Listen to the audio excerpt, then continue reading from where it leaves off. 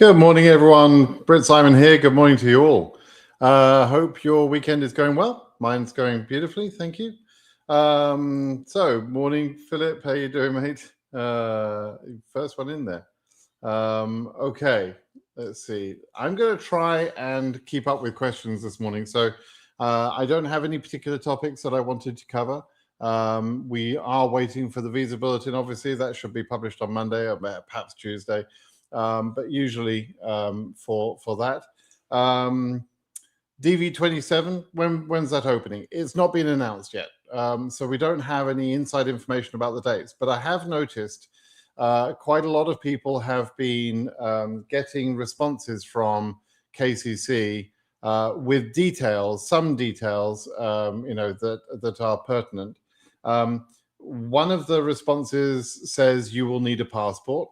Right, so that looks like fairly solid information at the moment, and another one of the generic responses. Remember, KCC don't type you an email every time; they have pre-canned, sort of predetermined responses. So one of the responses at the moment that they're sending is that DV 2027 will begin shortly, right? And it doesn't put a date on it, but it is obviously they have been told to give that information. So yeah, still we're still waiting for the official announcement though of when that will start. Okay. Morning, Joe from Switzerland. How you doing? Nairobi and Ethiopia. Fantastic. All right. So lots of people coming in already. Let's just see if we can answer some of these questions then. How are you? I hope you're doing good. Since many countries are going to be banned, what do you think Bhutan will get banned as well? I don't know. We've got 19 countries that are currently banned. There is a suggestion from Kristi Noem that they should expand the ban to about 30 countries, but we don't know what that additional list will be. There's no real point trying to speculate on that. We don't know what criteria they're using for that. Trump wittered something about third world countries, but that doesn't really mean anything from a, from his point of view.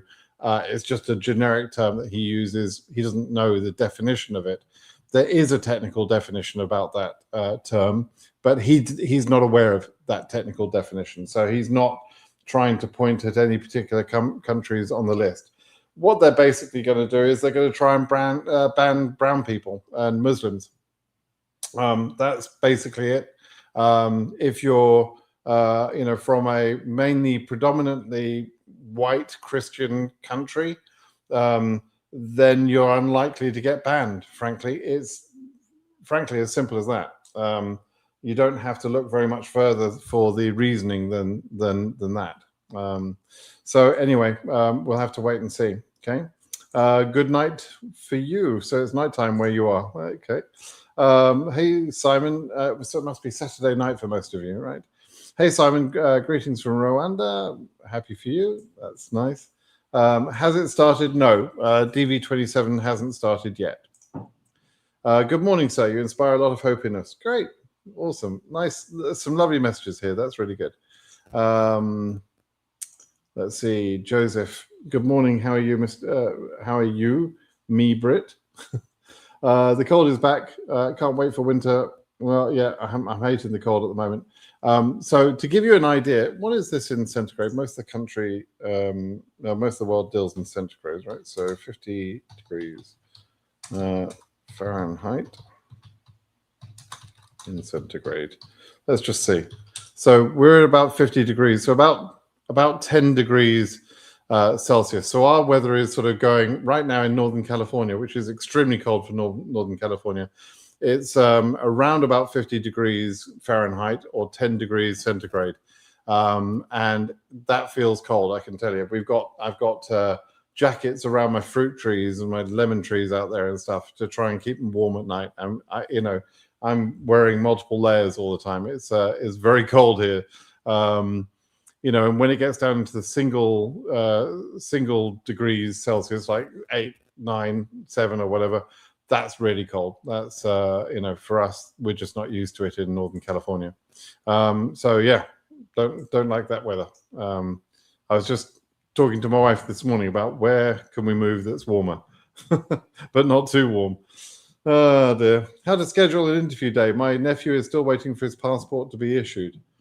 Okay, so yeah, I don't know what your nephew. I don't know why you're talking about your nephew. Is your nephew the winner? Not quite sure what you mean there, and also how to schedule an interview day. You don't schedule your own interview day. KCC do that for you, right? So I'm not quite sure what your question is. Try and make your questions clear, okay? Okay, question here. I want to know if someone's hypertensive, can he still go through and the person is on meds? No problem with that. The diseases that they worry about when you're going through an immigration process are not diseases that you have that don't affect anyone else. If you're hypertensive, it doesn't affect me in any way, right? It doesn't affect anybody else. What they care about is the diseases that you might be carrying that will affect other people. They're a disease of public health significance. That's what they care about. They don't care about your hypertension. Okay, so don't worry about that. What about the travel ban list countries 2027? Right, so for DV27, even if your country is on the travel ban now, you can still enter and still be selected for DV 2027. And I suggest you do enter, because who knows, the travel ban could be removed at some point, right? So you still enter the lottery and you still try and get selected. You don't just stop because Trump has got the ban in at the moment. And remember, once in the midterm elections, which will happen next November, the Republicans will lose quite a lot of power, and Trump will lose quite a lot of power because the Democrats will gain seats in the House. So it'll be much harder for the Republicans to do their nasty stuff, and it might actually put the Democrats in the position, if they've got any guts, to actually attack some of the nastier policies that Trump has put in place, like the travel ban. They could actually pass laws that force Trump to take down the travel ban. I would still enter DV 2027, even if your country is in travel ban, okay? Hi, got my visa from Addis. Want to thank you for doing the job. Good job. Thank you for it. You're very welcome. Congratulations. Marta. Yeah, looks like it. Are we going to have green card 2027? I don't know if you're going to have a green card, but there will be a DV 2027. The DV 2027 is not going to get cancelled. It's still going to be run. It's just not going to be as soon as it normally is. How to reschedule the interview? I see. You said earlier how to schedule the interview. And again, you're still talking about your nephew. Why are you talking about your nephew? Your nephew is not an allowed derivative on your case. If you're talking about your own case, you can't include your nephew on your case. I hope you haven't done that, right? Try and make that clear. Are you talking about your nephew's interview, or are you talking about your interview where you have included your nephew as a derivative? If it's about your nephew waiting for his interview and not having his passport yet, I wouldn't postpone the interview for that, to be perfectly honest. I would go to the interview, have the interview on the appointed date, and follow up with the passport. That's what I would do. But if you have to reschedule, if you feel you've got no other choice to reschedule, you can email the consulate once you've been scheduled. Once you have been scheduled, right? You have to have been scheduled already. But once you've been scheduled, you can email the consulate and say, why you can't attend the interview as arranged, and ask them to rearrange it. But you have no control about when they rearrange it, right? They could arrange it for months' time. You don't know. So be careful with that. I would personally think it's wiser to attend the interview as planned, and then just pass on the passport when you have it. Okay. Just came here to thank you for commenting. Oh, that's awesome. From Virginia. Nice. I bet you're freezing your ass off there. So no, I have an F1. I didn't state my son on my DS260 back when I was applying for my F1. Would it affect my DV application? Oh, that's not good. You mean you lied when you did your F1 application? You didn't list your child. For goodness sake, stop lying as quickly as possible, right? So you need to DS260 back when I was applying for my F1. Will it affect my... So look, on the DV application, you need to tell the truth. If you've told a lie and you don't want to tell the truth on your DV application, then don't do the DV application, right? It's quite simple. I'm not recommending to you to continue any type of lie. If you've lied, that's a bad thing. If you've made a mistake in the past, the sooner you correct that mistake by telling the truth, the better. If that gives you problems, so be it. The problem is you already caused that when you did your F1 application. But I'm not going to tell you to continue the lie, because that would be really bad advice, right? So, decide what to do yourself. But, when you dig a big hole by telling lies, I've not got a shovel for you. I don't know how to fill the hole back in. I just tell the truth. It's easier. Hi, Simon. Greeting from Cameroon. Thought our embassy is messing up. No 2NL from now. I believe that's true. I think Yaoundé is delayed in starting interviews. I don't know why. I don't know when they intend to begin interviews. But we will start to be able to track the data for all the embassies come January 1st, right? So we'll get a better idea then, okay? Stay in your country and build your country and stop running to the USA like your country is hopeless. Yeah, that's really stupid advice. Albina Salata, if you don't want to come to America, Albina, by all means don't come. Stay and build your country, as you put it. That's fine. Do that. But for a lot of people, they prefer to come to America and they prefer to take their opportunity here. America isn't a free ride. America is a land of opportunities. That's true, but it rewards people who work hard and so on. But it's not a free ride country. So if you're looking for a free ride, if that's what you want, then yeah, stay at home and have a nice time, have a nice life. But why even bother comment on this point? I don't know. It just shows your lack of sense, frankly. Yasmin, what number do you predict Asia will reach next month? I don't know. I've not got any predictions for the visa bulletin. Right now, the visa bulletin is sort of in a strange place. The number Asia started at, 10,000, was ridiculously high. It didn't need to start that high. And so, from that point onwards, it's like, okay, what are they doing? What data are they using to drive that? There's no real data that would drive that. So we just have to wait and see what they do. I don't think I want to get into predicting their next move when they're already sort of behaving in a weird way. And there's lots of other factors like the travel ban, etc., that will undoubtedly be affecting the number of cases they can get from from the waiting cases. So we just have to wait and see. Once we've got some data, we'll understand a little bit better what they're doing. Okay.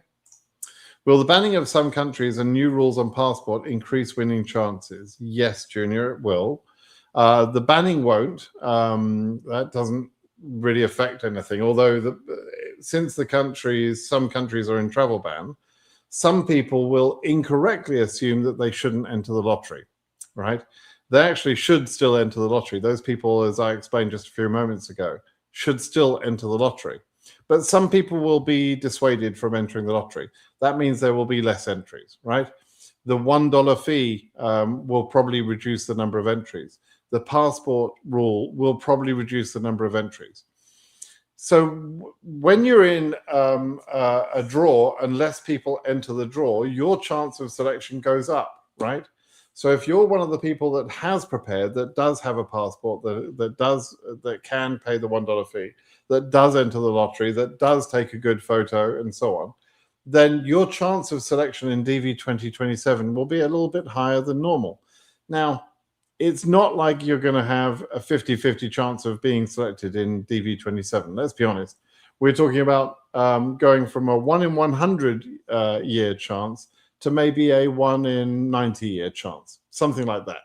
it's still a lottery. It's still a very rare thing to be selected. And so, you have to understand that it's a better chance of selection, but it doesn't guarantee selection. Okay. Okay. Let's see. When will the additional country banned list be published? We don't know. We don't even know if there will be additional countries. This is just something that Kristi Noem said. Kristi Noem's an idiot, right? She's dumb as dog shit, right? She really is. You guys probably don't understand how stupid these people are. But so when stupid people say things, do you always jump? Now, we've got the ultimate stupid person in front of the whole country, obviously. And so, yes, he's going to do some things that Stephen Miller and other people tell him to do. But just because Kristi Noem talked about the expansion of the travel ban, that does not mean it's going to happen. It's, we have to wait and see what happens.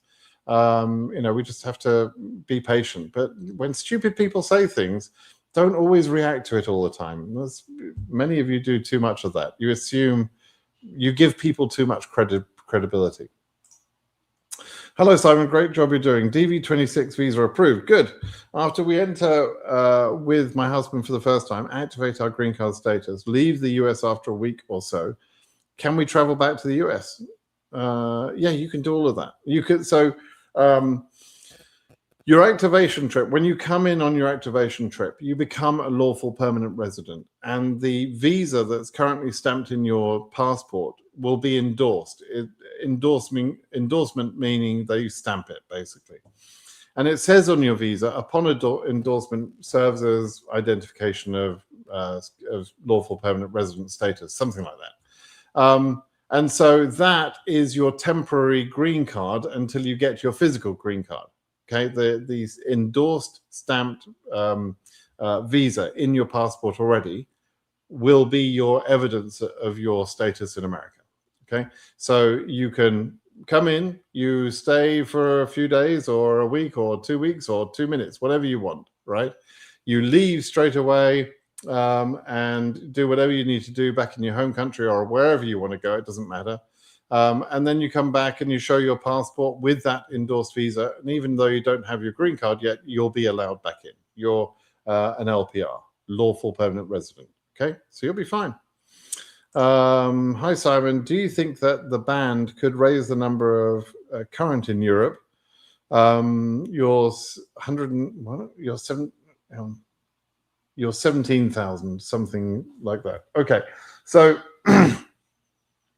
it's a little bit of a selfish question, but I want to be clear. I'm absolutely sure that nobody is praying for other people to be banned, right? That's not what's going on.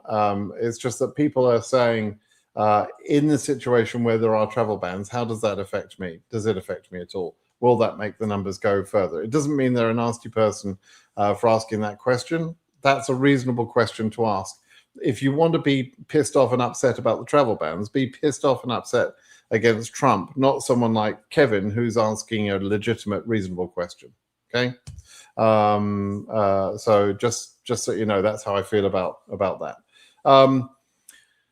Now, could it raise your number? Look, your number is going to go current anyway, right? So you don't need to worry about the travel ban. Your number is going to go current. 17,000 in EU is a very, very low number, and it's going to go current. You just need to be a bit patient, right? The travel ban can increase the likelihood that higher case numbers will become current. But that depends on a lot of other factors. For them to be able to reuse visas from unused visas in other regions, for example, for EU to take visas from unused African visas, that takes a redistribution of those visas. And that redistribution will only happen once it's clear that Africa is not going to use its own visas, right? The same thing with Asia. Asia won't be able to use all of its quota of visas. And so there could be a redistribution, but it'll only happen once those regions have, pretty much exhausted their waiting applicants, which means we need the visa bulletin to move fairly quickly for Africa and Asia. We need embassies to do as much work as possible, right, as quickly as possible earlier in the year. And we need Africa and Asia, therefore, to go current to say, well, we've tried to give away all the visas, but there are no people left that want the visas, and so we're going to give some of those visas to Europe and Oceania and South America. That's kind of how it would have to go. And you'll be current at 17,000, Kevin. You'll be current way before any of that happens. Okay, so you don't need to worry about the travel ban thing with regard to your number. Good evening from Old Blighty. That's nice. That's nice. Old Blighty indeed. Talk about Somalia, so respect. I mean, there's not much to say about Somalia at the moment. There's a lot of anti-Somalian attitude being bred up by the current administration. That's unfortunate. Travel ban problems and so on, as well as all the other problems that Somalians have got to deal with. So, what else can I say? If you've got a specific question, please ask it. So does affect May address in Cairo is incorrect in 2SDS. Oh my God, my dyslexia is going nuts here. Your bad writing is triggering my dyslexia. So I can barely read what you're saying. Does affect my interview day? I don't know what you're asking. I can't figure out what your question is. Can you try and make your question a little bit more clear, please? I have no idea what you're actually asking. Good morning. Thank you for what you always do. Keep us updated. God bless you. You're welcome. Is Kenya in the risk of being banned? I don't think so, but we have to wait and see. Good information. Keep up. Peter from Nairobi. Good. Do you think that the Trump administration will be able to implement the rule which they can request 5 years of social media background? They can. I mean, it's an incredibly stupid thing to do. Honestly,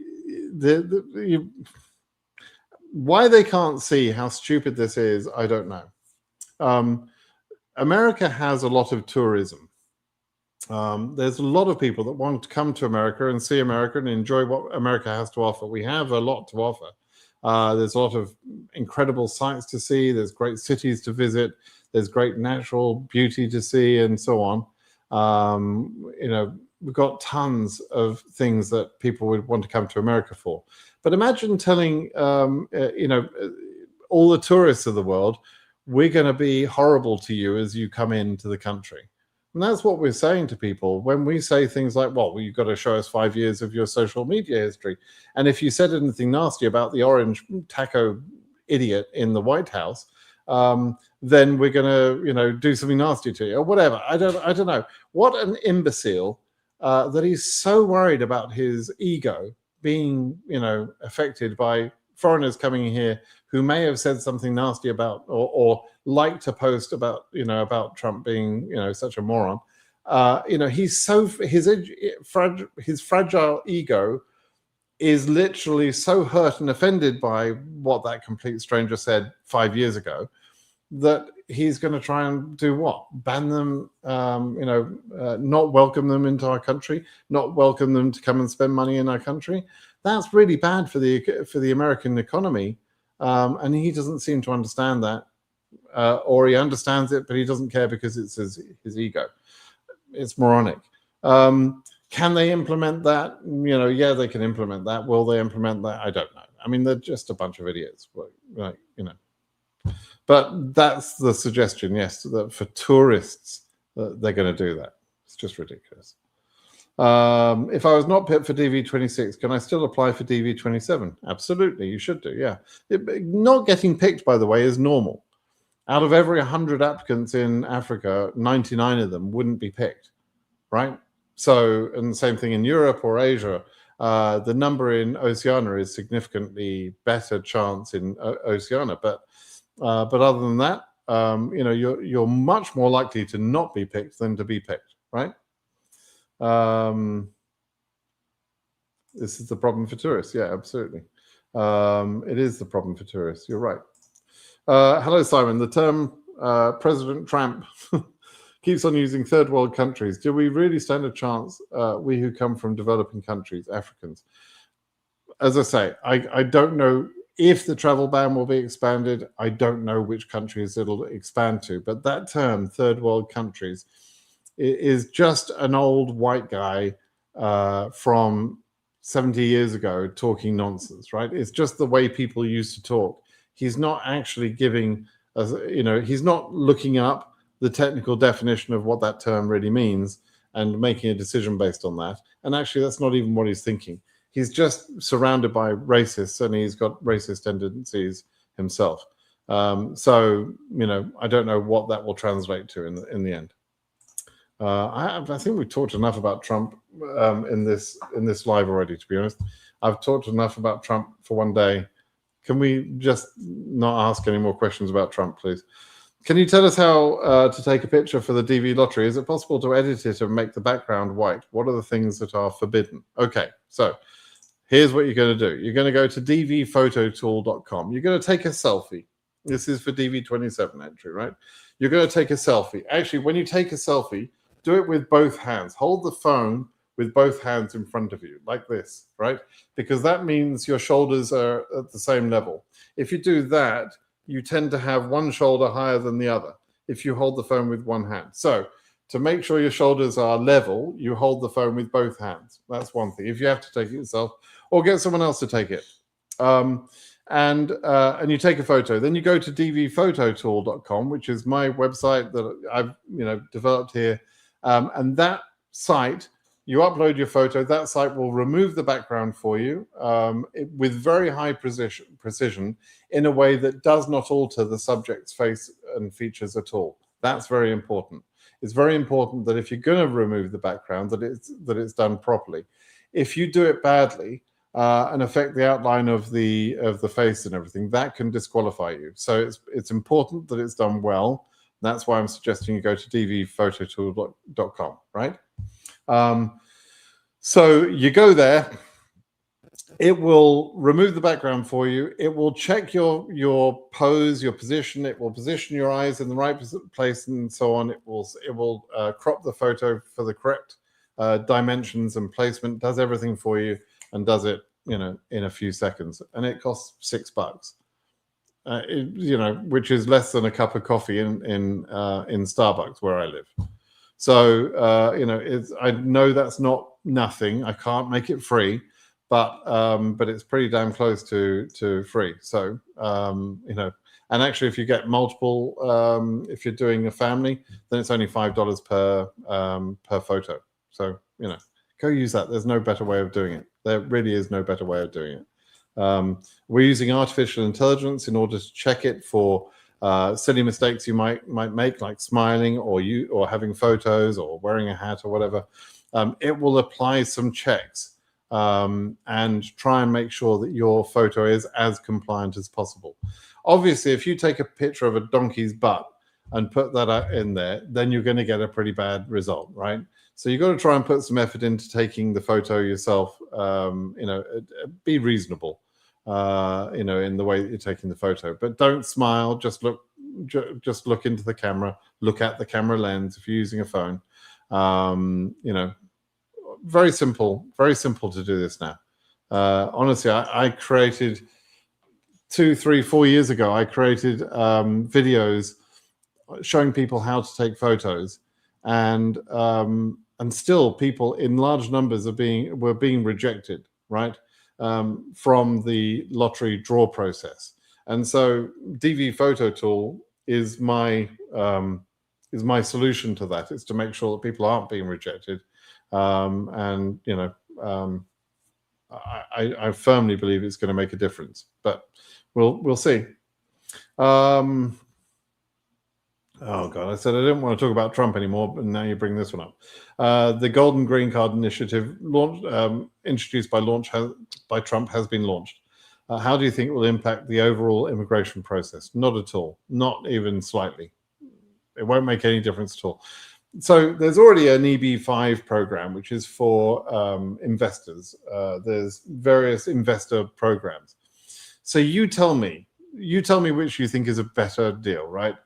You're a wealthy person. You can either invest $1 million into an American business and get a green card that way, or you can give Trump a donation of $1 million, which you'll never see again, right? Investment or gift of $1 million. Which way would you rather do that?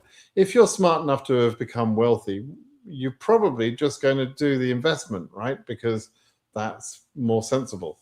And the law hasn't been changed to take away the investment visas. He's just trying to sort of, turn that into the green card thing, the golden green card. So, it's kind of nuts. The whole thing is kind of nuts, but it's, again, it's how a simple person thinks. That's all it is. If the ongoing deportations, oh my God, I can't get out of this today, can we? If the ongoing deportations of illegal immigrants reduces significantly the number of immigrants, does that mean DV Lottery 27 has lots of slots to fill the spaces left? No, it doesn't mean that. The DV Lottery is run according to laws which were established 25, 27 years ago or something. The quota of immigrants that can come through the DV Lottery process is already established by law. Even if they remove some people from the USA or they stop other types of immigration, it does not increase that quota. So no, there's no connection there. Okay. Hi, Simon. I'm 17 years old and will be graduating next year. Can I apply for DV Lottery? Yes, you can. You'll be entering, let's say they open the entry in January or something. You're entering in January for a DV 27 period, which starts in the beginning of October of 2026 and ends at the end of September in 2027. That's the time period in which all the interviews have to be performed, right? And actually, there will be some people who interview, let's say, in September of 2027, who probably won't even move to America until early 2028, right?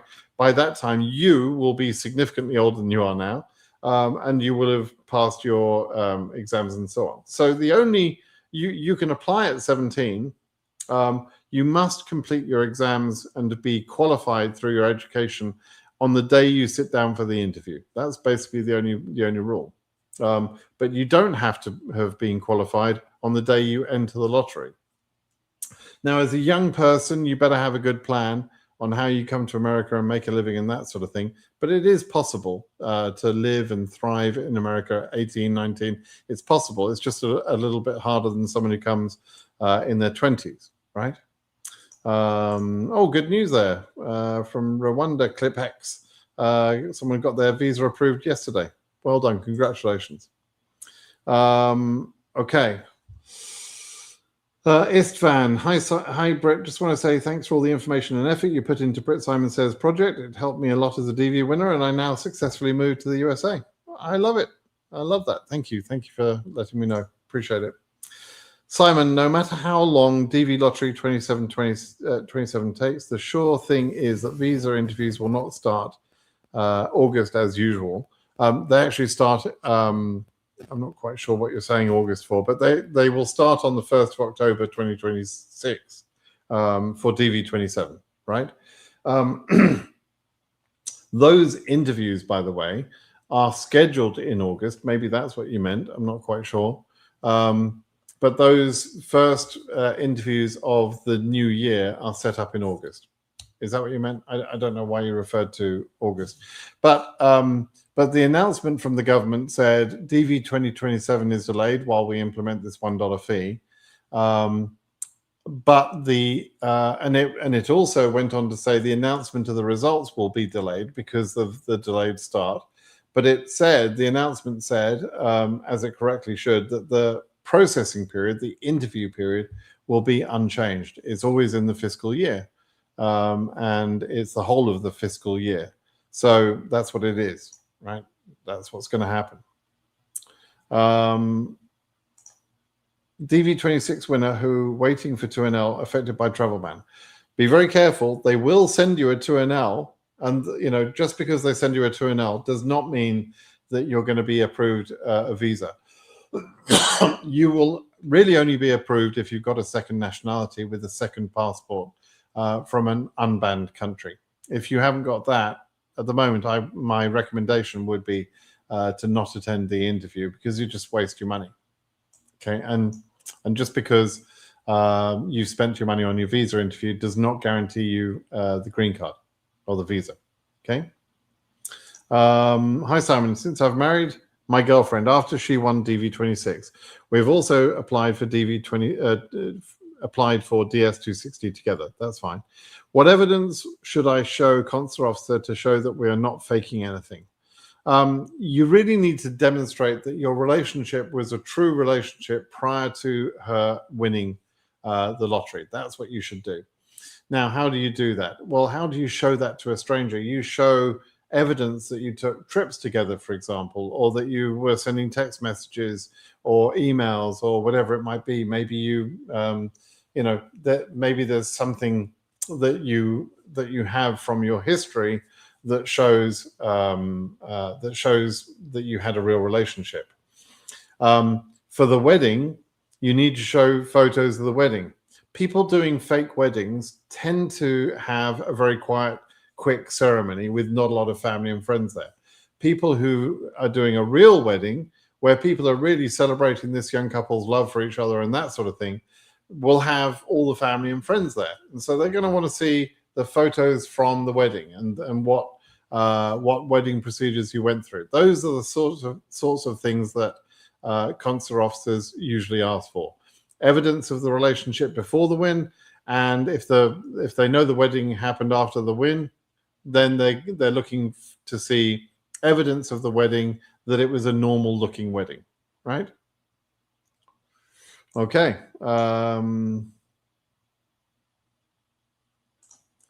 I get this question a lot. Hi, Simon. Thanks for the consistent updates. Please, with regard to the $1 fee, is going to be paid through individual bank cards, or our relatives can pay for us with their Visa card? There will be plenty of people whose relatives and friends, etc., will pay the $1 fee for them. Even situations like an internet cafe, you'll probably give the cash to the person at the internet cafe, and they will put the charge on their debit or credit card or whatever. That's fine. That isn't going to cause people to be, marked as fraudulent entries because one person maybe pays for, 10 other people to enter the lottery. It will allow them to build some sort of credible database of who's paying for what. So those internet cafes and that sort of thing will be known to the government. But for most people, just having a relative submit, a few entries within their family, that's not going to ring any alarm bells at all. It'll be absolutely fine. Okay. Hi, Britt. Another question for you. Why does it take so long for the DV lottery results if it is so random and it's done by a computer? Okay, so between the time period when they pick the results, so it's normally the entry period is in October and November of each year. Then in December, they pick the results. And yes, it is a random draw. They randomize all the entries and they numerically order them. They order them in a random way, and that's how the draw actually takes place, right? But what they do is they'll take, maybe let's just use Africa as an example. There may be 7 million entries in Africa or something, whatever it might be. Then they'll take the first 100,000 entries and they go through those entries and they disqualify a bunch of those entries even before they announce the results. And it's that disqualification process that takes the time. In previous years, that was done partially manually by looking at photos. They had teams of people who were looking at photos to make sure the photos met the rules. That photo checking is now done by AI, which is why dvphototool.com, my website on photos, is using AI to sort through the photos in the same way to produce photos that meet the rules, right? We're using AI to fight their AI, if you want to look at it that way. But so one of the things they would be doing is going through and screening all the entries for the photos. They would also be screening those entries for signs of fraud, right? And doing whatever they want to do with that data until the announcement of the results. So there was always a big gap between the October-November entry time and the May announcement of the results. That gap is when they're doing all of that processing, right? So it's not just like you get picked and you get told you're a winner. You get picked, yes, but then they go through all this sort of screening out of various cases for various reasons. And that's why we have holes, right? So you'll see then people have got case numbers from 1 to 100,000, let's say in Africa, as I was using in my example, but not every single case number is a real case. There's gaps between all the numbers, which we call holes. And those holes are caused by people who couldn't take a good photo, or people that submitted a fraudulent entry, or people that whose country has submitted too many winners or too many entries, got too many winners, and gets cut off at a certain point. Those also are converted into holes. So it takes a while. Now, it's faster these days than it used to be, which is why they can delay this entry period a little bit, because they're now using AI. It's automatic to filter through the photos, but they still need some time in order to get from the entry period to the announcement of the results. And that's why they're saying that not only is there a delay of the entry period, but there will be a delay of the results as well. One last thing I'll say about that is that time period, the gap between the entry period and the announcement of the results, is a significant, important length of time. That exact length of time is what is given to people under the Child Status Protection Act for people whose derivative children were under 21 when they entered, but turned 21 after the process. Those kids turning 21 get a period of protection under the CSPA, the Child Status Protection Act. And that protection period is about 213 days, roughly. And that period of time, that 213, 214, 215 days that it's been in recent years, that's the time period between the entry period and the announcement of the results. So they can't condense that entry period to the results very much, because that will change the number of days that is given under the CSPA in that year, right? And if they reduce that amount of protection too far, they're negatively impacting some people's chances, and they will get sued over that. So that's one of the other factors here at play. Now, I don't know whether the CSPA was ever in their minds in the beginning, but that's become an important part of that delay between the entry period and the results. Now it's there. They can't just change that. Okay. Hope that explains everything for you. Okay, I'm a DV26 selectee. When should I expect my 2NL at Nairobi Embassy? I don't know how Nairobi Embassy is performing. Neither do I. We don't know at the moment. We're going to have the data on January the 1st. Okay. On January the 1st, we start getting SEAC data, and we can start to get information. I'll show you what that looks like, actually. Let me show you what we see. We have this wonderful guy called Zarthesius, and he publishes this data for us. Let me put my over. Actually, let's just get rid of me for a second. Right, this is the data. Let me just show you the data. We can show you this. Let's take off my banner for a second. Right, okay, now you can see all the data. This is dvcharts.zarthesius.xyz, and this is 2025 data. And so we have all sorts of information about the data, of when embassies take their cases and so on. So if we were to put in here Nairobi, for example, this is last year's data, we can see that by the 1st of January 2025, they had taken 420 cases for interview, right? All of them from Africa. And then we can see, as every month goes by, we can see when did they next take cases. You can see Nairobi took cases on January the 1st, or rather prior to January the 1st. But January the 1st was the first time we were able to see that, 420 cases. And then you can see they took a lot of cases in July and some in August, right? And they did nothing in between those two periods of time. Now, they took a lot of cases in a short period of time, but it still wasn't enough. But we can see all of that data for all of the embassies, and we'll have that data in about 2 weeks' time, about 2.5 weeks' time, January the 1st. Okay, and you can download all this information. You can study this information. Believe me, I'll be explaining how this all works and what this data means. I'll be explaining to you in full detail. Okay.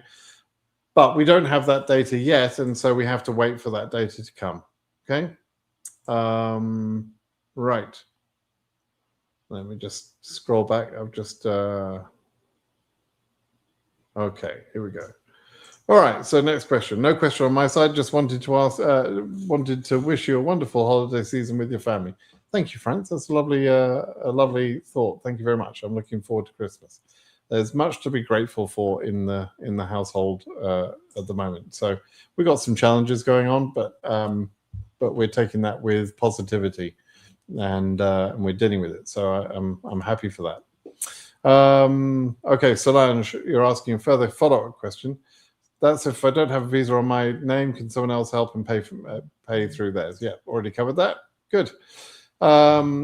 Hi, Simon. I'm a Moroccan DV26 winner with a case number of 28K. Normally, I'm current in January. The problem, the consulate just released the first interviews of DV26 for January, and there are only case numbers under 500. Yeah, that's a problem, but what can you do about it, right? You can't do anything about it.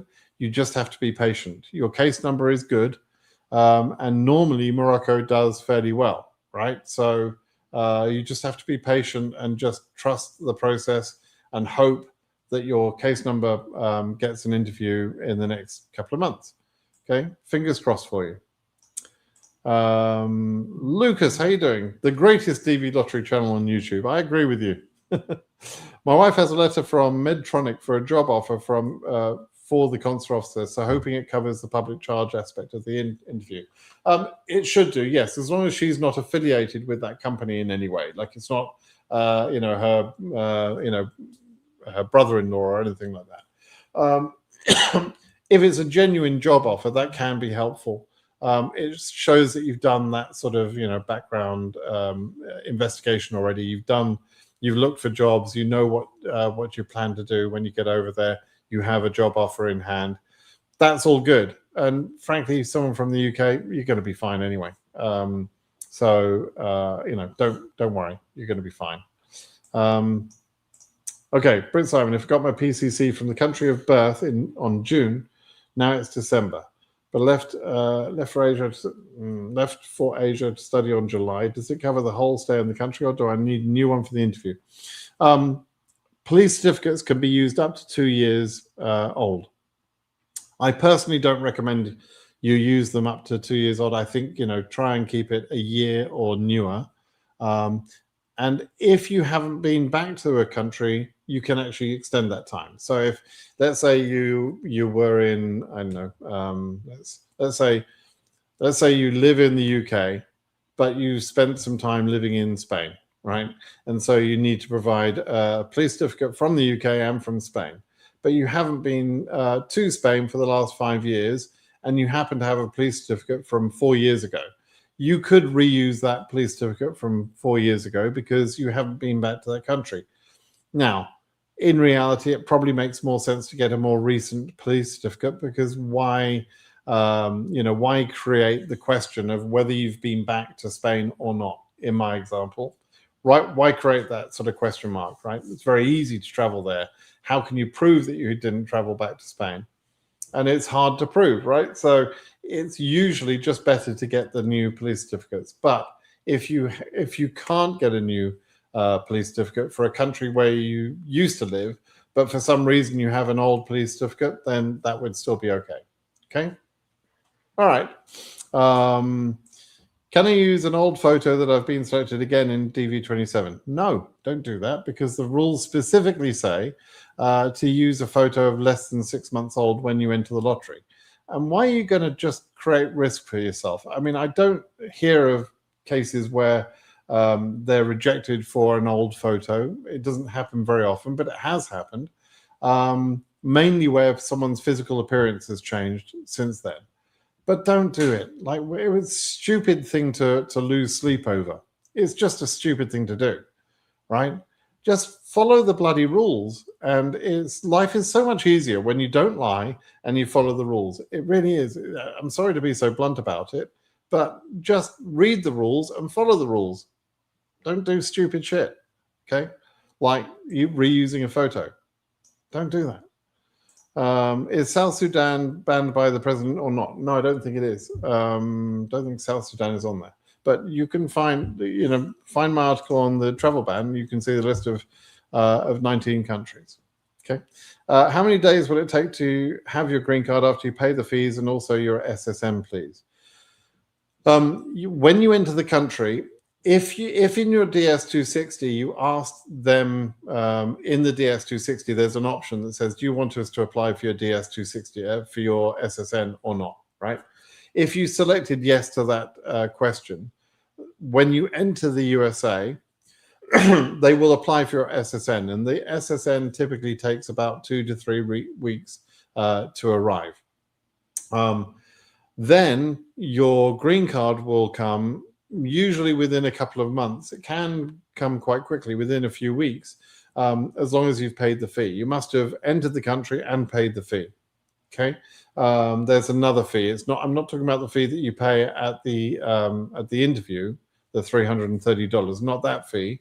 It's another fee which you pay just before you travel to the USA or just after. You can do it either way. It's $235, and that pays for the production of the green card. So as long as you've entered the USA and that fee has been paid, then you can expect your green card to be produced, typically within 2 months or so. Sometimes can take up to 3 or 4 months, but that's rare. It's normally within the first couple of months, and the SSN is normally faster. Okay. Nice to see you again. Should I write or email to KCC since I haven't received 2NL? Even if my case number is AF13K from Ethiopia, any recommendation is appreciated. There's no harm, really, to you occasionally emailing KCC. I don't want you to email KCC every few days because it's just a waste of their time. And I'd rather they spend their time on doing their work, like, scheduling cases, right? But occasionally you can email them and ask for your status and that sort of thing. One of the things that you're going to find out is whether or not your DS260 is processed. And so you can tell from their answer whether or not your DS260 is processed. Okay, that's worth knowing. And apart from that, just be patient. I mean, you will get interviewed, I believe, in Ethiopia. 13K is a great number. You'll be fine. You just need to be a little bit patient. Okay. Hi, Simon. Do you anticipate OC to move in the next visa bulletin? Like I said earlier, I haven't really done any projections because the numbers are just wacky at the moment. And so I'm not going to get into predictions. I'm just going to watch and see what happens. Okay. No, I didn't do it purposely. I thought if I only had to list him if he was traveling with me, since I didn't plan on bringing him along, so I didn't list him. Okay, we're talking about the nephew. Why are you talking about the nephew and delaying your interview if you're talking about your nephew doesn't have his passport? I'm lost, Nor, but I don't think I'm going to solve the problem on this video here. Write a more detailed question, an explanation at BritSimonSays.com, and I'll answer you there. Okay. There are probably some people who don't even know they were selected. That's true every year, because they joined just to be joined when the passport wasn't mandatory. Yes, that happens every year. Whether or not the passport is mandatory, there are always people who enter the lottery and forget to check, or they check it wrong and they don't understand what they're doing, and they don't find out they're winners, sometimes until quite late and sometimes never. There are people that never respond because they didn't check their status. Crazy, but it happens. Hi, Simon. I have a B1, B2 visa and DV26 selected, EU 30,000. If I want to travel to the US, can affect my travel? Can affect my travel my status? Second question is, how is the chances for interview? Okay. You are allowed to travel to the USA while you're waiting for your interview, yes, you can do that, right? You've got a B1, B2, that's good. You can go in, that's fine.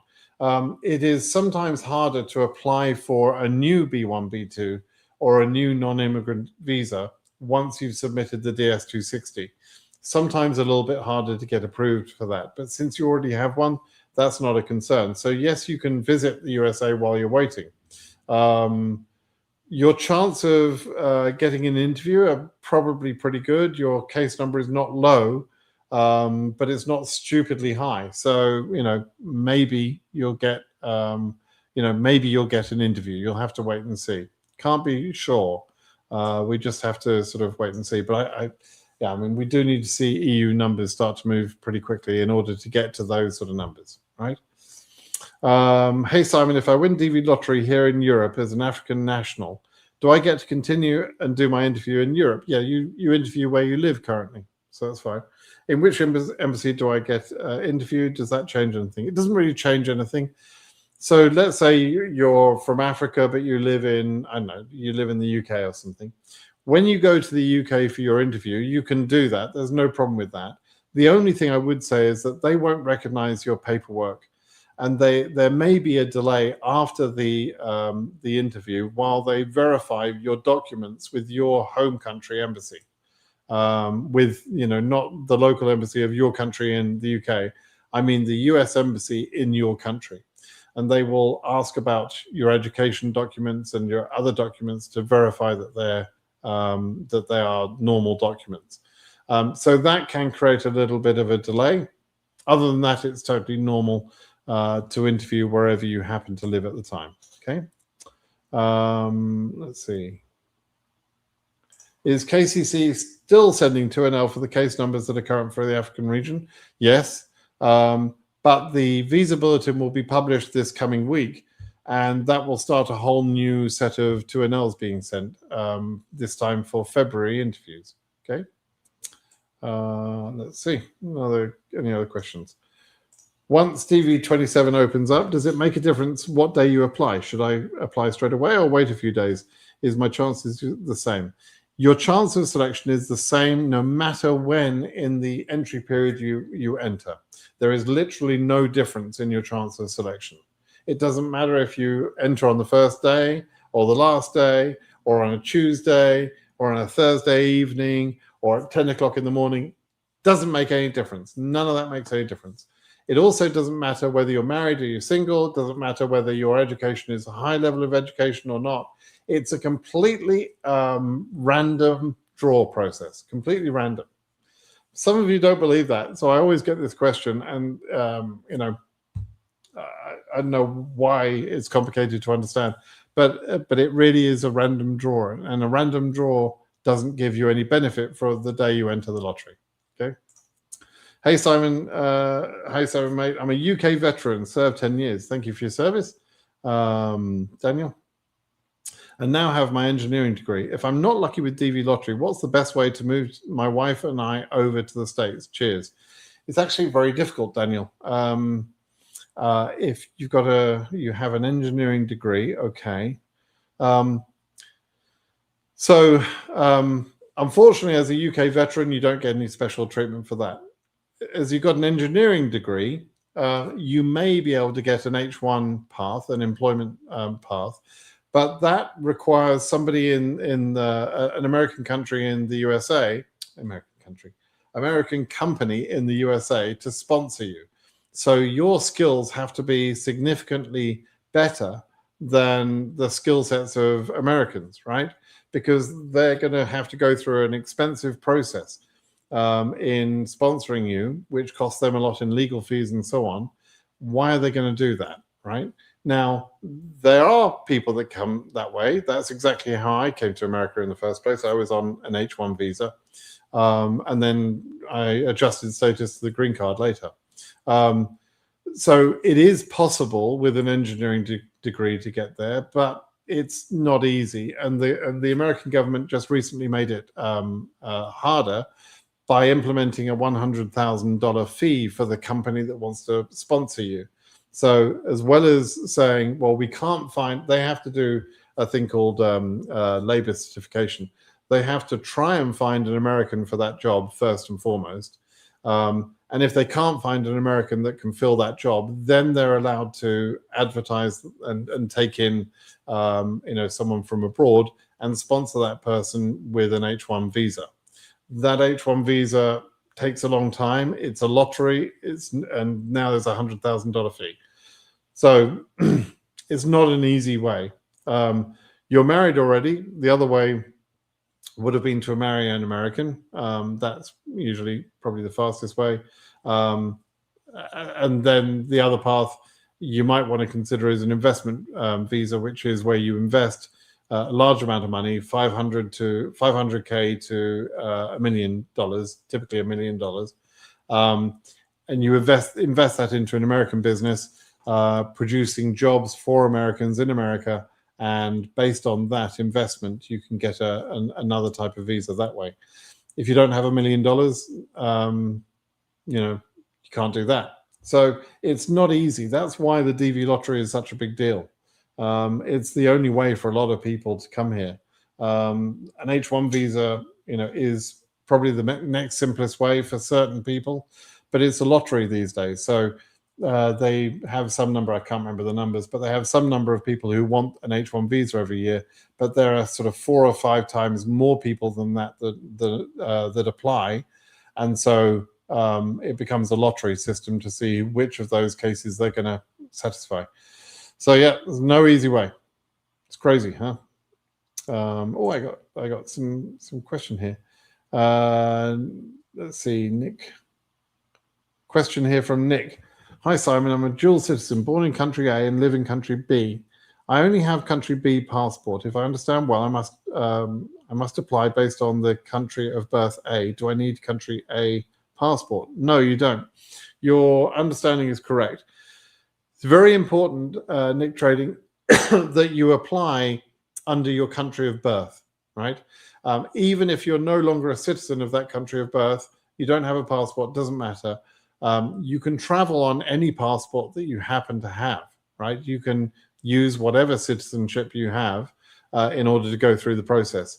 But what qualifies you and what's important about the DV lottery process is your country of birth. That's important, okay?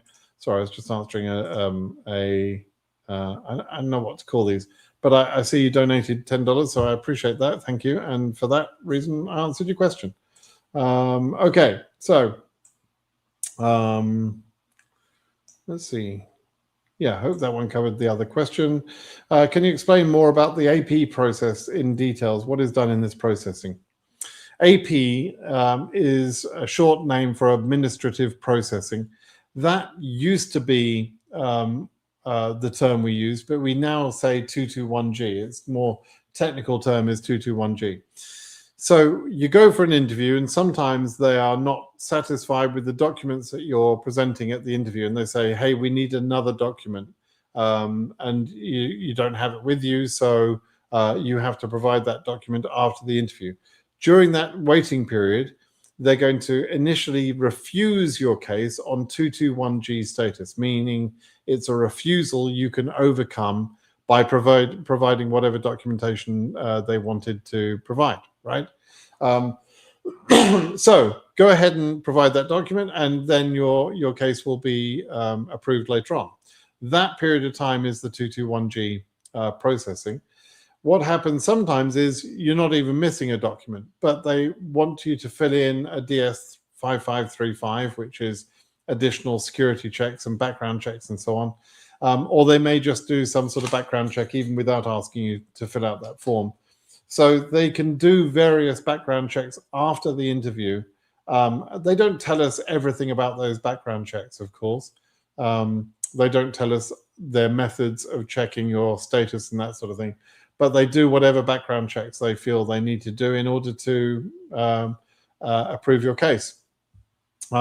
For some people, for Iranians in particular, and people from the Middle East, that processing can take a long time. For Iranians, that 221G process can take 4 or 5 months quite easily.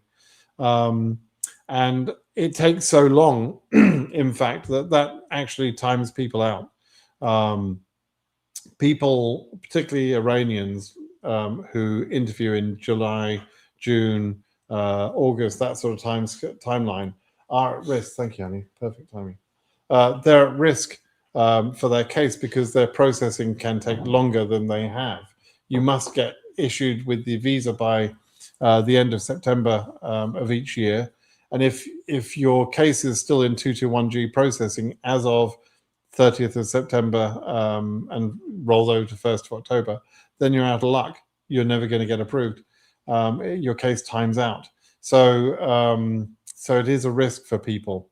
But what they're doing, is generally they're supplying documents you are missing. They're doing checks maybe on your education or your documents that you presented, but they want to check your documents, or they're just doing some additional background checks, something like that. Okay. Is Ghana part of the banned country? As yet, no. Ghana is not on the travel ban list. I will be traveling to the States next year around August. If I apply for DV 2027, can I still do this visit? Yes, you can. I'm going for a wedding. Will I have problems? No, no problems. It won't affect you. You'll be fine. Is the DV Lottery 2027 application open? No, it's not announced yet. We don't know the dates, but it will be soon, I think. With this new changes about the banned countries, do you think AP for these countries will be longer than usual? For the travel banned countries, some of the embassies are putting people on 221G with the idea that maybe the ban will be lifted later. But that's the only way it's longer than usual. The travel ban shouldn't make other people, non-banned countries, processing last any longer. Okay. BritSimon, appreciate you keeping everyone informed and updated. You're welcome. The information you provide has been helpful to many. I know. Thank you. God bless you. Thank you for saying thank you. I do know I've helped a lot of people. I think about that often, actually. And in recent years, I've started to sort of verbalize what I think is true. I can't prove it 100%. But I think I've helped over 100,000 people to get their green cards through the lottery. And I say that because I've been doing this for 13 years. And I think I'm probably the most well-known DV lottery, talking head. There are other people on the internet talking about DV lottery and helping people or writing blogs or whatever else. But I think I'm probably the best known one. And I believe I provide the most accurate information. And so I think I probably touch, I influence about, 20% of the cases each year. So probably about 10,000 people a year. Which is, staggering. And I've been doing this over 13 years now. So it's an incredible, thought process to think about. I'm very proud of that. And I sit in bed sometimes and wonder, what are those 100,000 people doing? What sort of lives have they got? What sort of wonderful things are they doing in their lives? And what will their children achieve? And maybe some of those people will go on to have a kid who goes on to be the president of the USA or something, I don't know, or finds the cure for cancer or whatever it might be, whatever wonderful thing people can achieve in America. And it makes me very happy, I have to say. So anyway, thank you for saying thanks. Still think they'll be launching DV27 this month, or are you losing the bet with Curtis? I think I'm losing the bet with Curtis. If they were to start DV Lottery in December, they should really have announced it probably about now, right? There's a chance they could suddenly say, okay, we're starting the lottery on Christmas Day, but I doubt it. And so, yeah, I think Curtis is probably going to turn out to be right. Oh, my word. What am I saying? This is a first. But yeah, so Curtis Morrison, the lawyer that acted for me and for others on the various DV lottery cases, but also is my lawyer in the UK lottery case this year. Curtis said earlier that the delay would be pushing the entry period into next year. And I said, no, it'll be in November or December. I really think it'll be in December. Turns out, I think he's going to be right. And I'm going to be wrong, so I have to eat my words. Thank you for reminding me.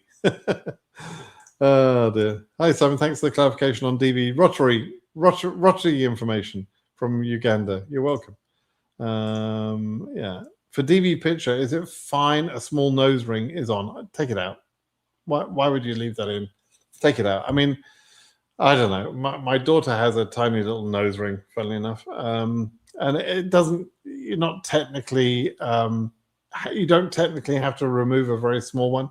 But I personally would recommend you take it out. I wouldn't have very big earrings. I wouldn't have very big nose jewelry or lip piercings or whatever. I would take them out for the photo if I were you. You want to try and, take them out. What are the information usually is needed for DS260 online application? It's quite a long form.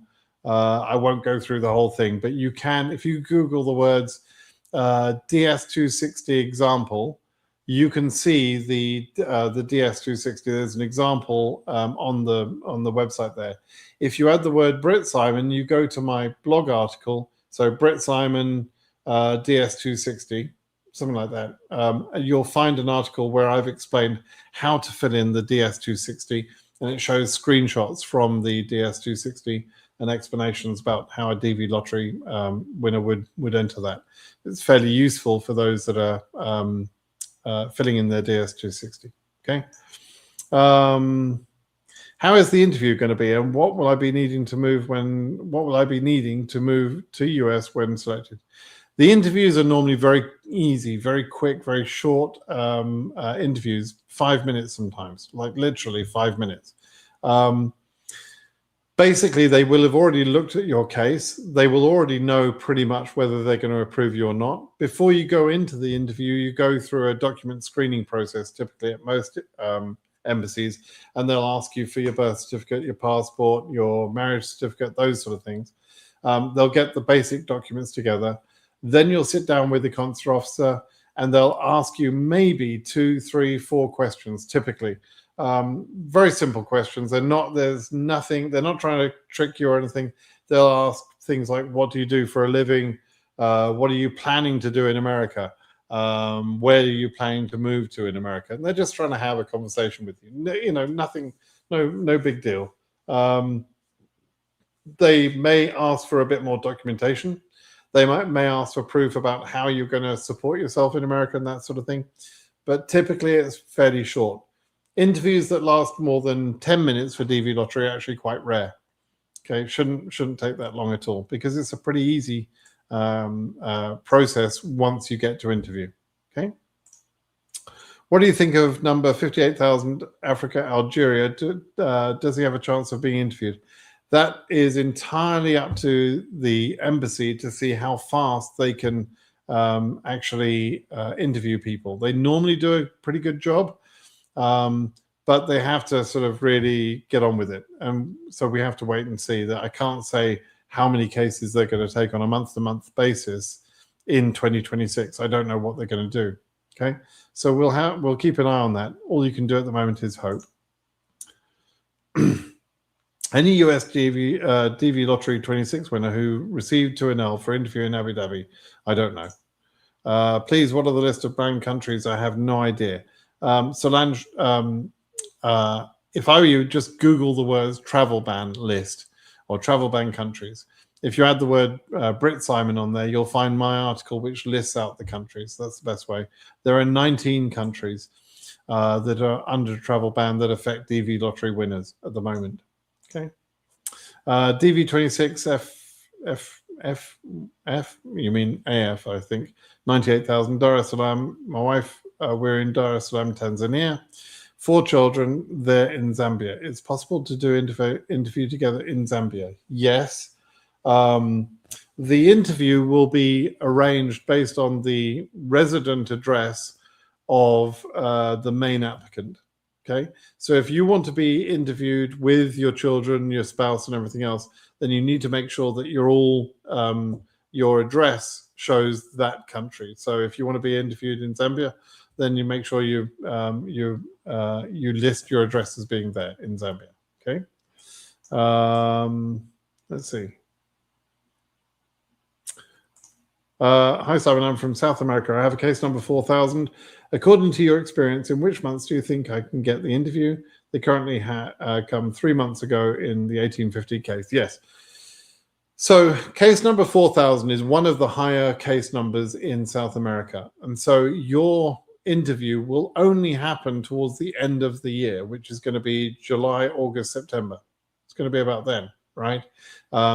There's no point thinking it's going to be in January or February. That clearly isn't the case. It's going to be towards the end. So, I don't know which month particularly, and I certainly don't know the date or the time, but it's going to be at the end, okay?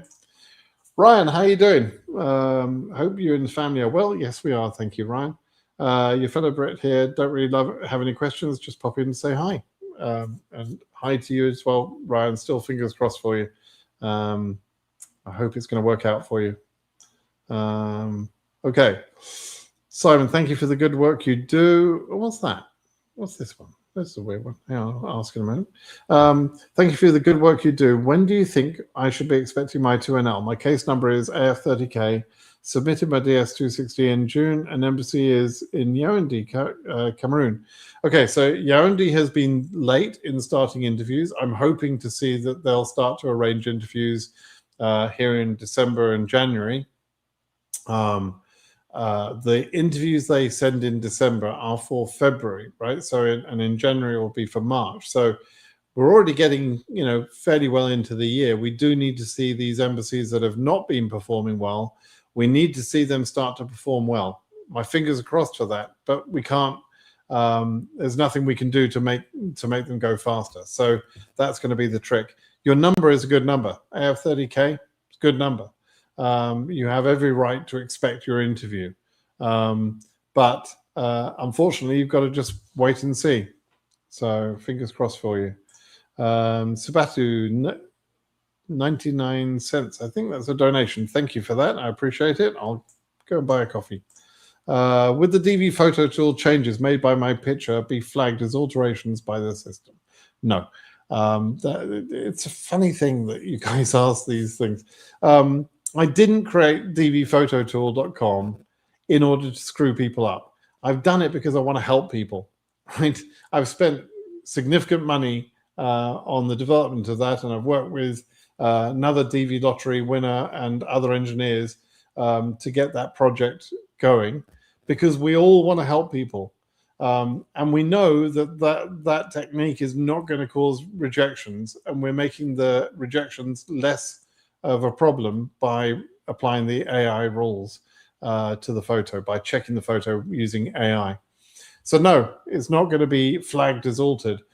The terminology that they put in the instructions about not altering photos relates to not changing the face. You mustn't change the features or the face of the subject, okay? That's what you shouldn't do. The fact that we remove the background is not a problem.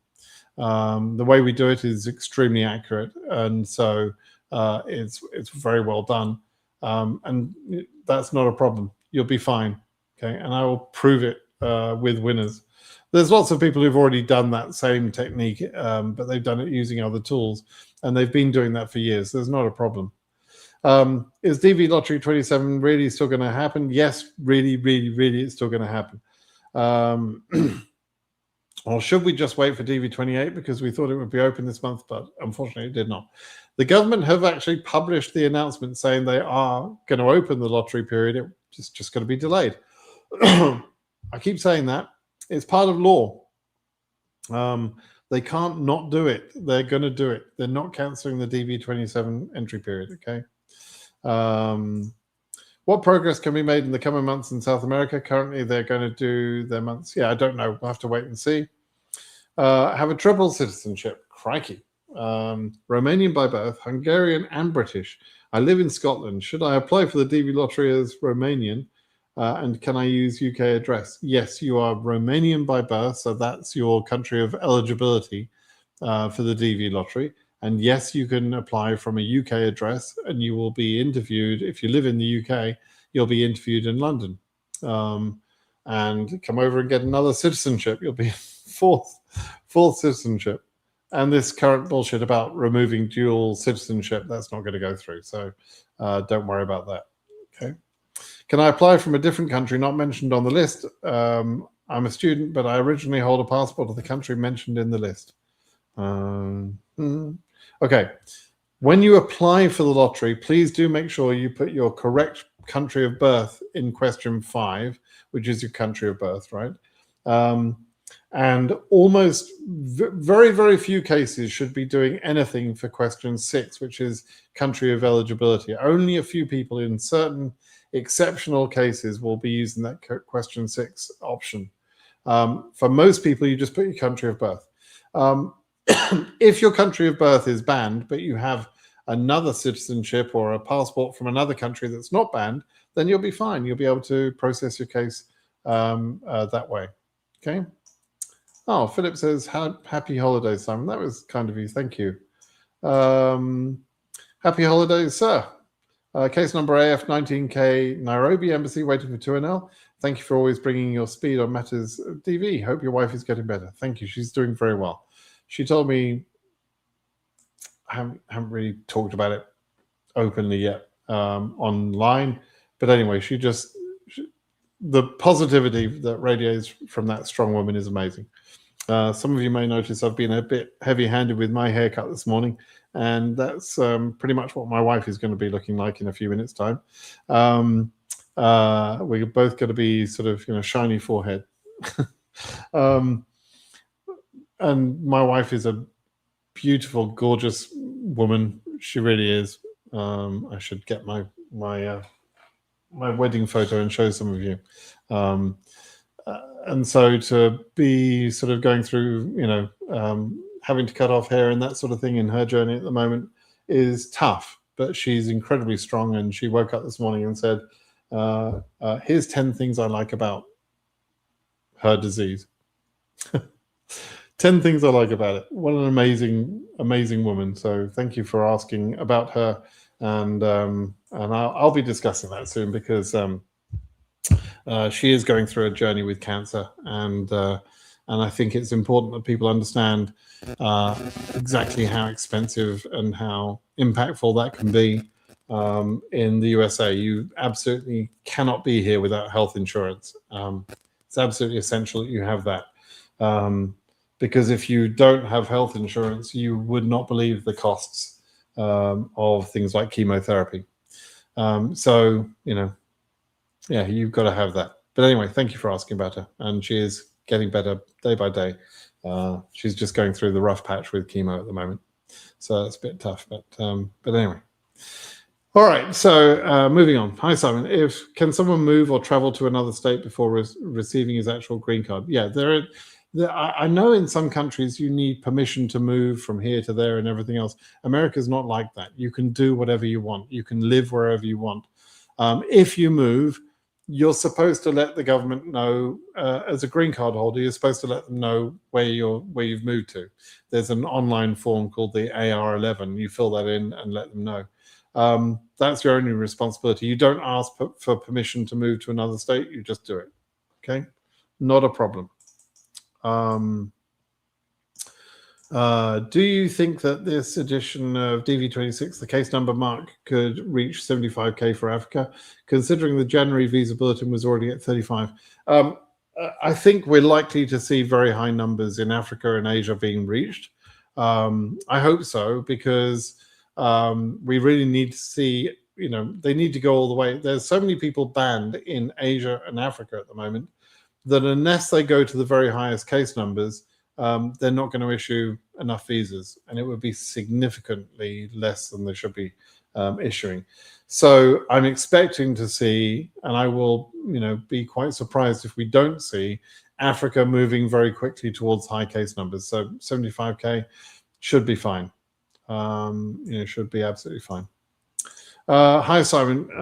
If you reside in a different country and won one DV lottery, must you go back to the home country for interview? No, you can interview wherever you live. No DV27, government shutdown made it impossible. Wrong twice. Number one, there is going to be a DV27. And number two, the government shutdown had nothing to do with the delay. DV27 was already delayed in September. The government shutdown didn't start until the 1st of October. The announcement of DV 2027 should have happened in mid-September. Mid to late September is normally when they announce it, right? It wasn't announced because it was already delayed, and it was delayed for reasons of the $1 entry fee. They've announced all of that. They've explained all of that, and still people come out and say things like this. I'm sorry, but you're incorrect on both counts. It's not because of the shutdown, and there is going to be a DB 2027. So apart from that, great comment. Hi, BritSimon. Would anyone from Amsterdam or why would anyone from Amsterdam or London choose to move to a Trump-Vance United States? What benefits does the US offer that cities like London and Amsterdam do not? Okay, Marco, I'm here. So why did I come? I was just talking to someone about this week. I'm a software engineer, a pretty experienced one, and I work in a particularly sort of valuable sort of slice of the market. So my career path when I lived in the UK was actually doing very well. I had a pretty good lifestyle of living. We had a nice house. I still own that house, funny enough. We had a nice large house. We had nice cars. We had all the money we needed. We were able to travel around Europe. We had a great time, right? But I still, when we moved here, I was in my late 40s, early 50s, perhaps, and I still wanted to work, right? And I found a couple of things. Number one, the UK weather was awful, and it made my wife depressed, and it made me depressed, and it was just awful. And as I've got older, actually, the weather has bothered me more. I don't like cold weather. And it's not even that it's cold weather in the UK. It's just shitty weather. It's just grey all the time. It's raining all the time. It's just horrible. So I hated the UK weather. I liked UK summers, but UK summers last about 2 weeks, and that wasn't enough summer for me. The economy in the UK was good. I was able to do good business. So it was a good economy, but bad weather. So then I looked at countries like, well, I could go and live in Spain. My wife is from Spain. We could go live there. But the economy was bad in Spain. So you can have good weather in Spain, but you can't have a good economy. Same sort of thing. I could live in Germany. I'd worked in Geneva, in Switzerland. You can live in those other places, but they're all shitty weather countries, right? The economy was good or the weather was good, but you couldn't have the economy and the weather being good. And there's no European country, in my opinion, that has good weather and good economy. America has lots of places where you can get good weather and the economy is really good. The opportunities are really good. And so that's basically it. For my decision was, I kind of joke and tell people it was about the weather, but it really is about the weather and the economy. So yeah, you can live a nice life in Amsterdam or in London or in Europe. You can have a very nice life there. But if you don't like the weather, move. So I moved. And it makes a big difference. So that's why for me, I don't know why other people do it, and I understand why people from poorer countries in Africa do it. It's not about the weather for them. It's about, sometimes it's about safety, and it's about, the ability to have freedom and that sort of thing. But I didn't feel not free in the UK. I felt very free. Had freedom of speech. I had all the things I've got today, but the opportunities in America are bigger. I've always made more money in America than I ever made in the UK. The opportunities are a bit bigger, economically speaking, and the weather is nicer, and there's more space to roam and that sort of thing. Okay. Daniel, no, you're not that rich. Oh dear. My wife has a sister who married an American a decade ago, and that was her citizenship. What's the family visa process like? You're not going to get a family visa that way through siblings. The waiting period is like 15 years or something stupid. You're not going to come that way. It's not going to happen. So yeah, the only thing that she could do is your wife's sister could become a citizen. Then she could sponsor. No, it's not going to help you. I was going to say she could sponsor. Yeah, maybe she could sponsor her parents.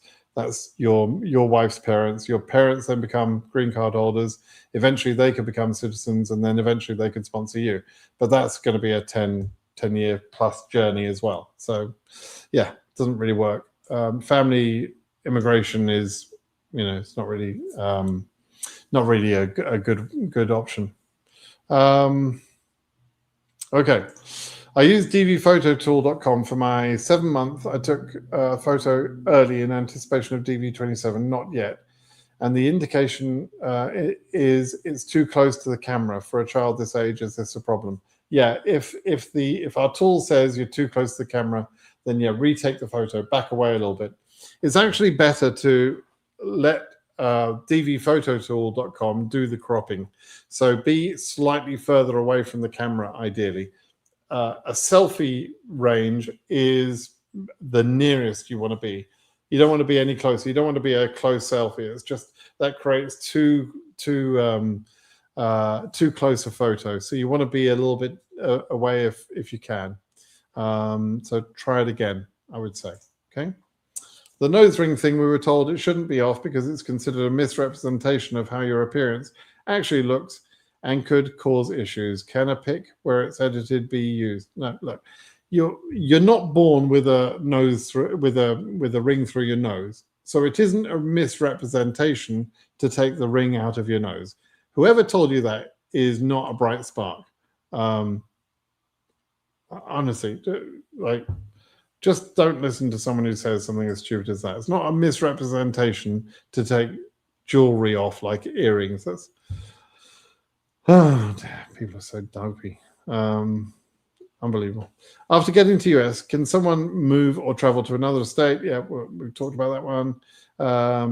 My AP was DS5535, not 5530, because my birth country is a banned country. I'm dual citizen and invited for interview through the second citizenship. Interview in November. Hopefully I still have enough time till September. They'd have invited you whether or not you had a different citizenship. They invite you for interview regardless, right? They may not know that you have a second citizenship, but the point is that you'll be approved because of your second citizenship, right? But anyway, yeah, fingers crossed. Or you've already gone to your interview anyway, so that's good. You'll wait a while, particularly if your country is Iran, you'll wait a while, even though you'll eventually get approved, hopefully. Case number is AF13850, also from Cameroon. Case number is already current. Yaoundé is making us scared. Still waiting for the interview letter. I do expect some of these quiet embassies to start working, so hopefully Yaoundé won't stay quiet. Fingers crossed.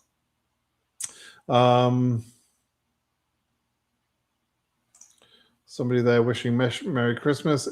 EU 5000. Not scheduled yet. Hopefully that will be soon. That's a good number. It's going to get better, Simon. My prayers for you all. Thank you.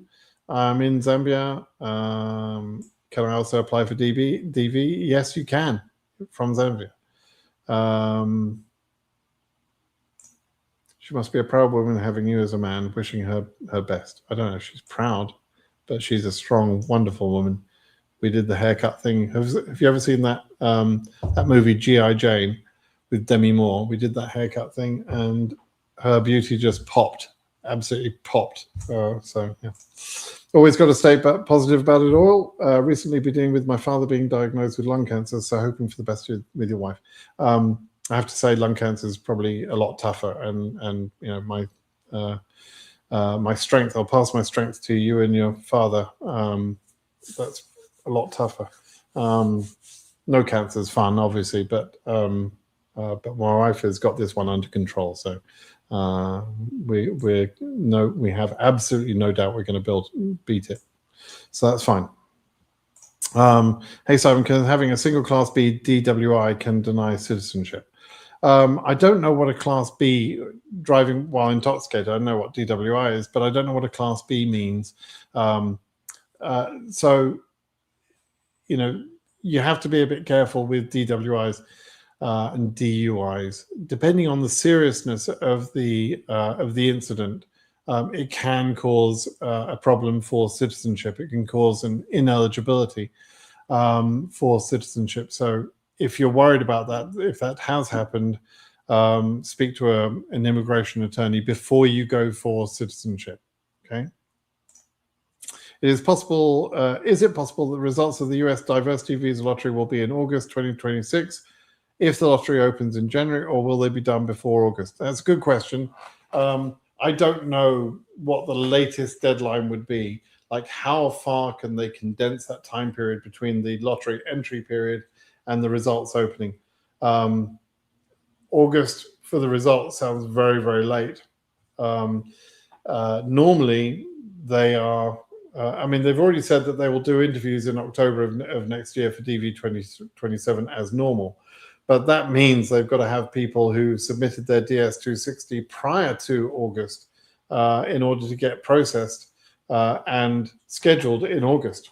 So they're going to be losing some time if they go that late. If they don't do the results by August, until August, they're going to be losing interviews from the first months because they won't have time to process the DS260s.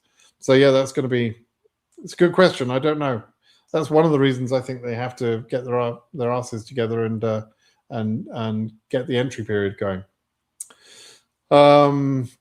Debbie, thank you for that, for the best wishes there for my wife. Thank you. I will be talking about that in more detail because of the costs. You know, it's not that I want to give people advice on how to overcome that disease, but you know, I'm leaving that to the doctors. But the costs are eye-watering. I was just literally looking at the spreadsheet of costs. We've had 2 chemo sessions so far. Each one has cost over $86,000 in cost, each session. We haven't had surgery yet. We've got 4 months of chemo left. We've got to have radiation. You know, there's going to be a massive number at the end of this. The costs of this, if I were uninsured, are ridiculous. The costs have so far, we're just at the beginning. You know, the bills that come through, I see the bills from the insurance company. The bills so far have added up to $370,000 after only 2 chemo sessions. That's what's pushing that cost up. The insurance company has a negotiated discounted rate with the hospitals, and so the insurance company has only paid $90,000 of that $370,000. But if I were uninsured, I would be paying something like that $90,000. And as I say, we're just at the beginning of this, so you know, it's an absolutely stupid system. It's one of the worst things about living in America is the health insurance scam that goes on in this country. It's a scam. I love the doctors, love the medical facilities here. I feel like we're getting the best treatment in the world. It's wonderful. But it shouldn't mean that you have to sell your house or some stupid stuff, as some people do, simply because you get a disease, a health disease like that. Shouldn't be that way. So it's messed up. But anyway, I'll be talking about that more at length. I'm going to do a video specifically about that, and hopefully sort of convince you all that you must take health insurance really seriously when you come here. Do I have to say when my interview will be? Do I have a say in when my interview will be scheduled? I will do my exams in the same year my interview would be, and an optimal interview would be in or after June. Thank you, Simon, for the work you do. You can, in theory, delay your interview, but I really recommend you don't. I mean, if you know, this isn't like going for a haircut. You talk about changing your life. This is an interview that will change your life, right? So unless there's a really, really, really, really important exam or something going on that same day, then get to the bloody interview. It's a few minutes interview. It's important. Just take that day and go to the interview, even if you're in the middle of studies and that sort of thing. If you absolutely have to, you can contact the embassy and sometimes delay the interview to a later date. But if you delay the interview to a later date and visas run out or something, then you're screwed because you chose to delay your interview. So I wouldn't do that personally, but it's up to you. Thanks, mate. Appreciate the well wishes. You're welcome. When will they open for people to start voting? I think DV Lottery will start hopefully soon, but we'll see. Let's see, what else? Voting, by the way, if you're talking about voting for politics, the midterms are next year, November of next year. Based on potential new bans, do you think UK could become current? I hope so, Scott, but I'm not very hopeful, I have to say. It wouldn't be the UK being current. They're not going to make the UK in particular current. What we would hope for is that the EU region becomes current. And if that's the case, then these people, such as Ryan and others who've got very high case numbers, will find themselves having a chance, because London will be very efficient and will schedule a lot of interviews. But we need the region to go current, and but they're not going to say, "Oh, we'll make UK current, but not the rest of EU." That's not going to happen. That's that's too much to hope for.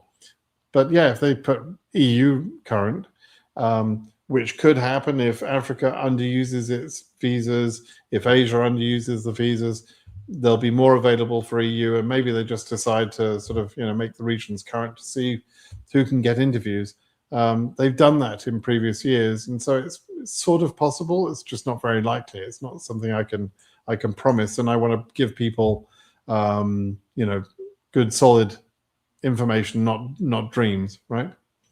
Anyway, so Iranian Canadian who served the Iranian army got DS 5535 in November. Do you think it can be clear by September?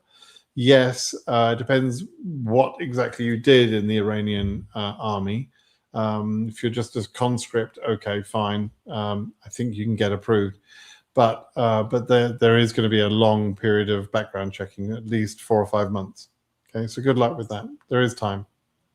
I'm a DV26 winner. I've been playing for over 8 years, and honestly, the worst photo I ever submitted was for 2026. It shows that while photos matter, luck also plays a big role. Luck plays a huge role, much bigger than any other point.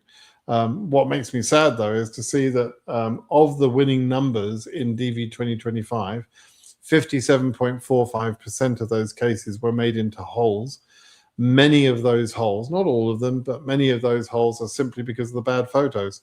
So, we've got a high percentage of people that they're getting the right number to be selected. They are being ordered in the right place and then getting made into a hole because they didn't take a photo correct. Now, your photo wasn't good, but, it's like, okay, it doesn't matter if they think you're not very pretty. That's not what they're looking at. It's like whether it's technically correct or not. Okay, but anyway, you're a winner, so you're good.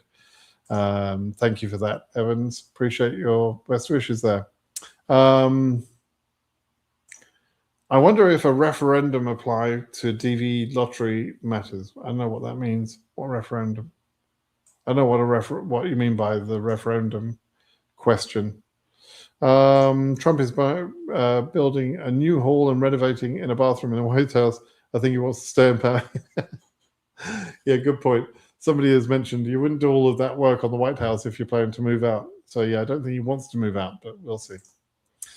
Scott Hutchings, thank you for everything goes well for your family. Thank you for the time you put into helping others. You're welcome. Okay, it looks like a couple of quick last questions and we'll call it a day. Hi, Simon. With the lottery number of EU 28,000, what are my chances? Last year, it unexpectedly stopped at 23,000. It was unexpected that it stopped at 23,000. You're right. It was unwarranted as well. They actually underissued visas by about 5,000 visas last year. It was unnecessary for them to stop as low as they did. It was frustrating to me. It made me very sad, I have to say. And it caught out a number of very good, deserving people. I don't think that will happen again, but it can happen again, right? So I can't guarantee you that at 28,000 you're safe. But if we start to see the numbers in Africa and Asia move quite well, and we start to see some movement in Europe, then I'll start to feel better, and I'm sure you will too. Fingers crossed. In the year that me and my wife got our lottery case through, our number was about 31,000 and something.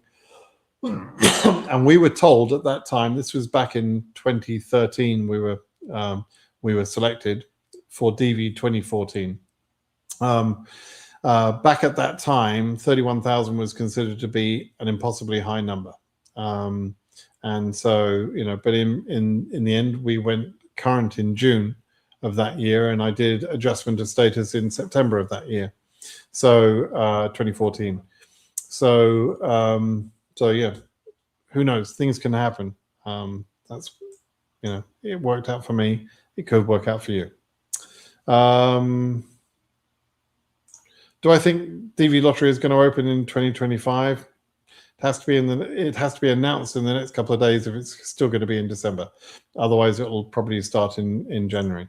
Asia 20K for DV26. Thoughts? You're probably going to be current because of the travel ban. You know, that even if they made Asia completely current, there are not enough people selected to give away all of the visas. So I think you're probably going to get current. Yeah. Thank you for the response about the Iranian army. I was working in a restaurant as when I get to the USA. Do you think because of Iranian nationality with the new rules, USCIS will issue my green card? I don't know. If you can get to the US, you know, you've got Canadian citizenship, right? If you're an Iranian, you have to have a second citizenship in order to get your DV Lottery visa, right? So you have to have a second citizenship. That's going to be the main thing. As an Iranian, you can get approved, yes, but it just takes a long time. Okay, everybody, we'll call that a day. So don't forget, if you want to create your DV Lottery photo, please go to dvphototool.com. You can support me, you know, in my investment in that technology by using that site. You don't have to do it now, obviously, because the DV Lottery site, DV Lottery entry is not open yet. But once it's open, then please do go ahead and do that. And you can play around with that tool right now. You don't have to pay for the photo to actually upload the photo and see what results it gives you. It gives you a preview, which is kind of cool. It gives you a preview first, so you can see what it would do with your photo. So you can practice with it, and it won't cost you a penny. Okay, so go ahead and do that. If you have any questions, please do go to BritSimonSays.com and ask me the questions there, please. That's the best place to ask me questions if I didn't get to your question today. But actually, I got to the end, so I hopefully answered everybody's questions. All right, everybody. Thanks, then. Bye-bye now.